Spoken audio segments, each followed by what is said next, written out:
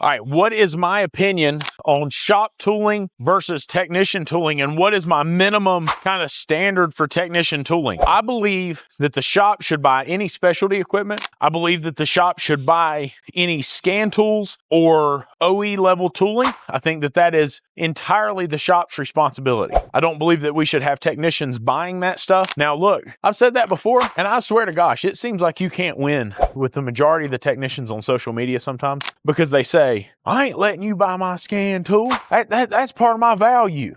And then you turn around and they complain about having to buy $100,000 worth of tools. Here's what I'll tell you about that. It is my opinion that some people want to complain and argue for the sake of complaining and arguing, and I don't think that it is fair to make a technician buy a $5,000, $10,000, $15,000 tool. I think the shop should buy it. Now, one of the perks of working for me is I don't give two hoots about buying a tool and giving it to you. I don't give two hoots about you buying a tool and me paying for it. I get tax deductions for buying those tools. Most technicians do not now. And so it is completely okay with me that I buy those tools and gift them to my technicians, whatever they want, whatever they need. You know, I consider my shop, my tech shop, my advisor shop, my manager shop. I don't really consider it my shop. I see it as their shop, our shop. It's meant to be fun. And I don't think that a technician walking around trying to make do without the proper tools to fix a car is a whole lot of fun. Now, what do I think the basic requirements for tech tools are? I think the basic requirements are your basic hand tools, right? You basically have to have a set of metric wrenches, a standard set of wrenches. You need to have some decent ratchets. You need to have half, quarter, 3/8 drive, metric, maybe a little bit of standard. You don't have to have standard, but I would prefer to see standard. Set of screwdrivers, hammer, you know, the basics. I think it's ridiculous to ask them to have $50, $60, $70, $100,000 worth of tools. And you know, I think back about my career when I was turning wrenches primarily,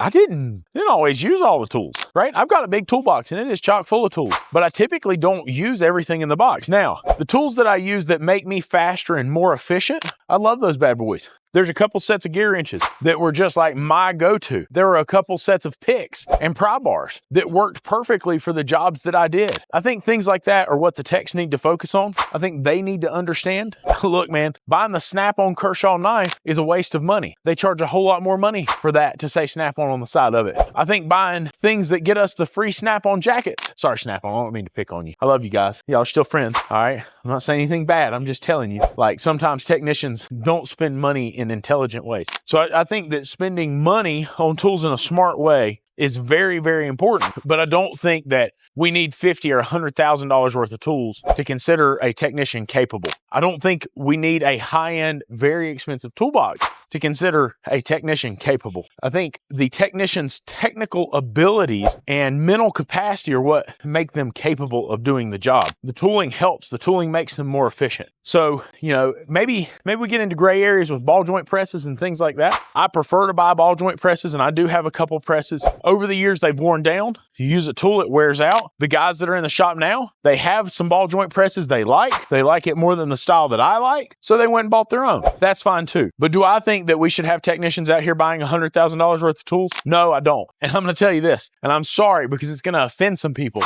Do I think that these technicians who are always talking about, I have $100,000 worth of tools? I don't think you've ever done inventory. I don't think you've ever added up exactly what you've spent, because it's really hard to get $100,000 worth of actual tools in that box. Tools that you use frequently, tools that aren't just because I want them or because they look cool. Most of that is tools that you don't need to do the job. If you really sat down and said, these are the tools I need to do the job, and you wanted to have the creme de la creme, the best tools, highest quality, and the things that you really need, I hate to tell you this, you're not going to spend $100,000, okay? Trust me, I know. I did spend $100,000. I spent a whole lot more than $100,000. And I think now, if I had invested that, how much better my life and my family's life would be. I'm just going to be honest with you. You don't need $100,000 worth of tools. What do I think that this industry needs to do moving forward though?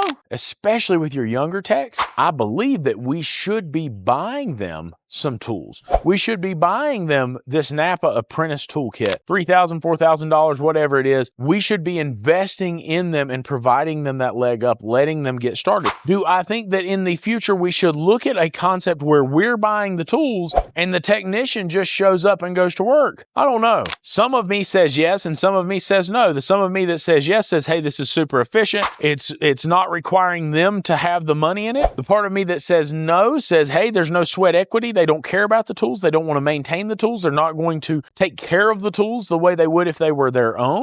They might lose the tools. And some of me that says no says, hey, listen, you have to have sweat equity in the job. You have to have sweat equity in what we do. And so you got to have some investment. You have to see this as a career. So I don't know. I'd love to hear your opinions and hear what you think the best option is. Drop it down in the comments below. Y'all have a good one.